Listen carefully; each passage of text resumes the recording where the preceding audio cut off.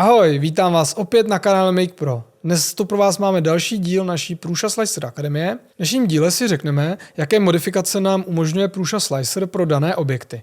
Nebudu se dále zdržovat a pojďme se na to podívat.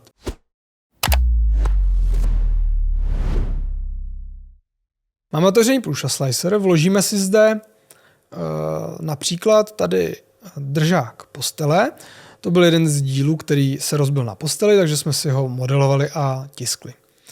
Držák si dáme takhle na podložku a pojďme se podívat, co vše zde máme za možnosti. Když si otevřem takhle objekt, nějaký 3D model, tak zde máme položku editace. Pokud si ní klikneme na tu editaci pravým tlačítkem, tak se nám otevře tady to dialogové okno a můžeme zde objekt upravovat. Jako první zde máme možnost přejmenovat. To je spíš pro to, když si ty projekty poté ukládáme a tak dále, aby jsme v tom měli nějaký přehled, takže to může být třeba držák postele. To je jenom taková možnost, jak si tady hezky popsat ty dané objekty, když jich je tam více. Pak si klikneme znova. Máme zde přidat instanci, to už jsme viděli v předchozích dílech, to je jako kdybychom si klikli sem na plus. Samozřejmě odebrat instanci, pak si můžeme zadat počet instancí, to znamená, že nám jich to přidá třeba 5. Jo? Takže vidíme, dali jsme si 5 a máme tam 5 instancí. Vrátíme se zase zpět.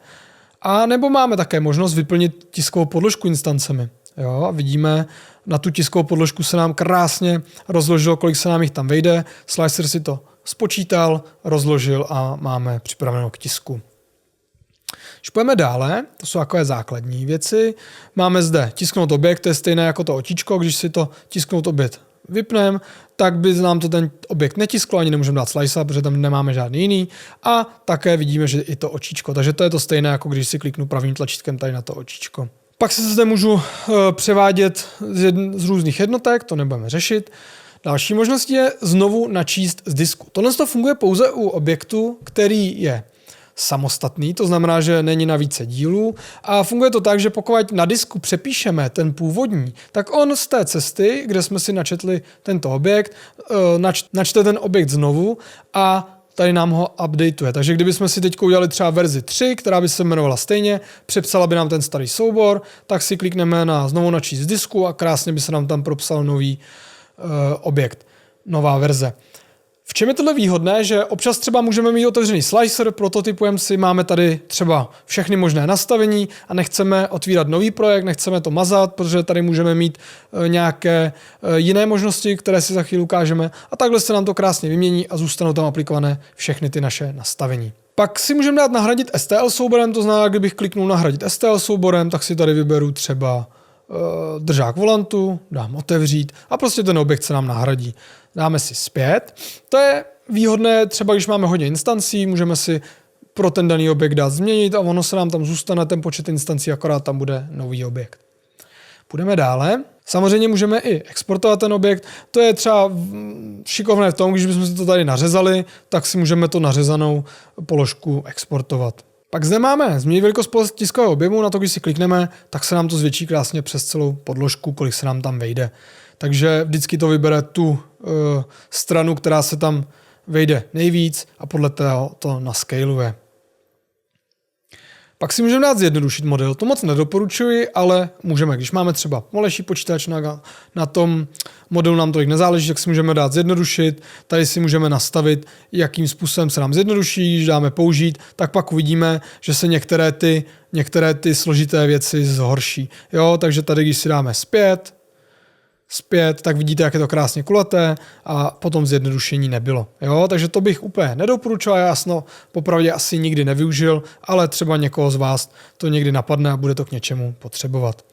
Když si klikneme znovu na editaci, tak se sem dostáváme k zrcadlit. Můžeme si ten daný objekt zrcadlit, takže když ho potřebujeme zrcadlově otočit, tak si můžeme vybrat osu, podle které se nám zrcadlí. Není to stejné jako otáčení, je to opravdu zrcadlení, takže když budeme mít nějakou věc, která je na levou stranu, tak si ji pak můžeme zrcadlit na pravou stranu. Ukážeme si na příkladu, vložíme si sem MacBook holder, jo, pod stůl. A teďko vidíme, že ten model, se nám teda nevejde na tu podložku, to nevadí, ale že ten model je pro levou stranu. Vlastně do toho se nasouvá ten MacBook. A teďko budeme pracovat teda s tím, že se nám tam nevejde, to si pak když tak vyřešíme otočením. A teďko si třeba vložíme druhý a potřebovali bychom pravou stranu. Jo? Někdo nám vymodoval levou stranu a vlastně víme, že ta pravá strana bude stejná, ale potřebovali bychom ji vlastně zrcadlit. Když si to jakkoliv otočíme, tak nikdy nedocílíme toho, že ta strana bude, že to bude na pravou stranu a to my nechceme. Takže vlastně k tomu nám tady právě slouží to zrcadlení, takže když si dáme Command C a Command V, tak máme krásně druhý objekt, teď si na něj klikneme, dáme si zrcadlit, teďko si dáme podle osy X a vidíme, že se nám to krásně zrcadlilo a máme levou a pravou stranu. Tohle se hodí proto, když právě máme jenom jednu stranu a potřebujeme levou pravou orientaci, tak si to můžeme takhle zrcadlit. Tohle se hodí u takovýchto objektů se to zrcadlení může hodit. Zase si to smažeme, přidáme si zpátky náš držák postele a pojďme si ukázat nějaké modifikátory. Dáme si to takhle na podložku a když se teď klikneme, dáme si tady zase editace, tak vidíme, že tady máme takovou poslední skupinu. Máme tady přidat díl, negativní objem, modifikátor, blokátor podpěr, vynucení podpěr a tak dále. Všechny tyto modifikátory se vždycky skládají z nějakého objektu. Buď si můžeme přidat díl, to znamená kostka válec, to je prostě díl, který se nám vytiskne. Takže si můžeme přidat kostku, dáme sliceovat a vidíme, máme kostku. To si smažeme. To nám funguje položka díl. Jo, dneska pomalu ve sliceru si můžete vymodelovat i věc. Můžete si sem dát text, SVG, to si potom ukážeme v nějakém z dalších dílů. Pak máme negativní objem. Pokud si dáme negativní objem, dáme si zase třeba kostku. Vidíme, že má trošku jinou barvu. A když jsme ji třeba vložili teď sem, že nám bude nějakým způsobem zasahovat do toho objektu, dáme sliceovat, tak vidíte, že nám to odečetlo tu kostku. Jo, takže tímto způsobem si můžeme z těch našich hotových objektů hnedka ve sliceru přímo odečítat různé věci. Může to být kromě kostky, to samozřejmě může být něco jiného. Třeba si vzpomeneme, že bychom tady potřebovali díru na šroub, dáme si tady pravým, dáme si přidat negativní objem, dáme si válec, ten si trošičku naskalujeme, aby byl menší, můžeme využít měření, klikneme si zde, tady si vybereme toto, teďko víme, že chceme, aby ten šroub byl 5 mm, tak si tam dáme i trošku rezervu, dáme si 5,1, dáme změnit velikost, tak, trošku si ten válec protáhneme, aby byl dostatečně vysoký a teď si ho vložíme sem. Dáme sliceovat a vidíme, udělali jsme si díru, nebylo to dost vysoké, takže to neprošlo kres, ale udělali jsme si díru na 5 mm. Jo, takže si to můžeme si to klidně i posunout. Tady u těch modifikátorů, u těch negativních objemů a tak dále, nám to nesnapuje k té podložce. To znamená, že si musíme hlídat, že to máme opravdu skrz. Dáme si sliceovat a vidíme, máme to krásně krs, vytvořili jsme si díru o 5 mm. Takže vlastně ty možnosti, co nám ten slicer dává, je úprava jakýchkoliv objektů přímo v něm a vlastně začíná se z něj pomalu stávat skoro i CADový software, takže je to hodně, co tady můžeme upravit. Pokračujeme dál. Máme tady přidat modifikátor. A to je taky hodně zajímavá věc. K čemu takový modifikátor můžeme použít? Když si sem dáme ten válec, tak my si můžeme ten válec někam vložit a řekněme si, že třeba chceme vystužit tu díru na ten šroub. Trošku si to naskalujeme, takhle, aby to bylo jenom kolem té díry. Posuneme si to sem.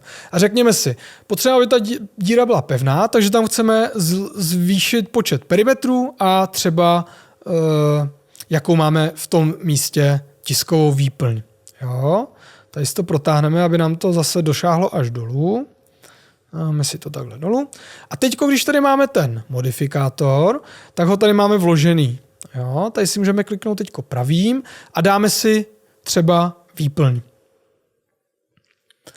Vidíme, že nyní si můžeme pro ten daný modifikátor změnit výplň. Takže si dáme třeba hustotu, aby jsme to viděli, dáme si 80%, necháme si mřížku, dáme sliceovat a teď, když takhle pojedeme, tak uvidíme, že v tom daném místě, kde je ten modifikátor, všude jinde máme těch 15%, ale tady v tom místě máme těch 80. To se nám hodí právě proto, když třeba tiskneme nějaké takovéto objekty a potřebujeme, aby byly někde pevné, tak si tímto modifikátorem můžeme upravovat jednotlivé části.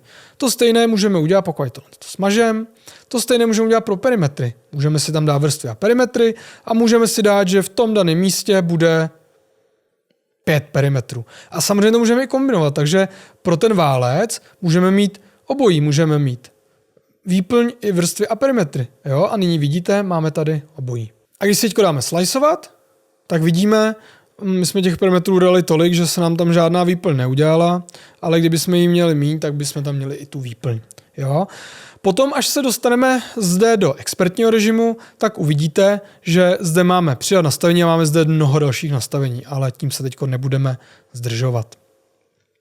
Zase si to smažeme a jdeme dál. Když si klikneme do editace, tak zde pak máme ještě blokátor podpěr a vynucení podpěr. To je zase stejné jako předtím, můžeme si dát válec a v tom místě, kde ten válec bude, tak budeme mít blokátor podpěr, případně pokud si tam vložíme vynucení podpěr, tak zase v tom daném místě, kde máme ten objekt, tak budeme mít vynucené podpěry. Jo? Takže to nám zase upravuje tu danou část. Tohle je docela šikovný, často to používáme, aby jsme si trošku ty modely někde vystužili, byly pevnější a tak podobně. No a poslední věc, co zde máme, je výplň, vrstvy a perimetry a podpěry. To je proto, že pokud budeme mít díl složený z více věcí, dáme si sem teďko něco jiného si sem vložíme si sem třeba již náš známý Manfrotto destičku, dáme si ano. Teďko vidíme, že bychom si pro ty pásky mohli nastavit třeba jinou vrstvu a perimetry. Dáme si, že tam bude třeba 5 perimetrů, pro pravý pásek si sem dáme třeba jinou výplň, dáme si 40% a teď, když si to naslajsujeme, tak uvidíme, že tento pásek má více perimetrů, ten druhý pásek má zase větší výplň, ale neovlivňuje nám to ten model destička. Jo? Takže k tomuto nám slouží právě tady ty poslední možnosti. A tím jsme si vlastně prošli veškeré možnosti, co máme zde v tomto dialogovém okně. Tímto bych dnešní díl ukončil a jelikož těch věcí o sliceru máme připravených mnoho, tak by nás určitě zajímalo, co vás zajímá jako první. Takže pokud je nějaká část sliceru, v které nejste úplně profesionálové a chtěli byste se v ní dokonalit, klidně nám napište do komentářů, která část toho sliceru by vás zajímala nyní a my se pokusíme tuto část třeba posunout v našem harmonogramu vydávání dopředějc, ať se o tom dozvíte dříve. Pokud se vám dnešní díl líbil, tak ho prosím olajkujte, určitě to nasdílejte svým přátelům, kteří se o 3D tisk také zajímají. Dejte si třeba odběr, ať nepřijdete o další díly a mějte se hezky.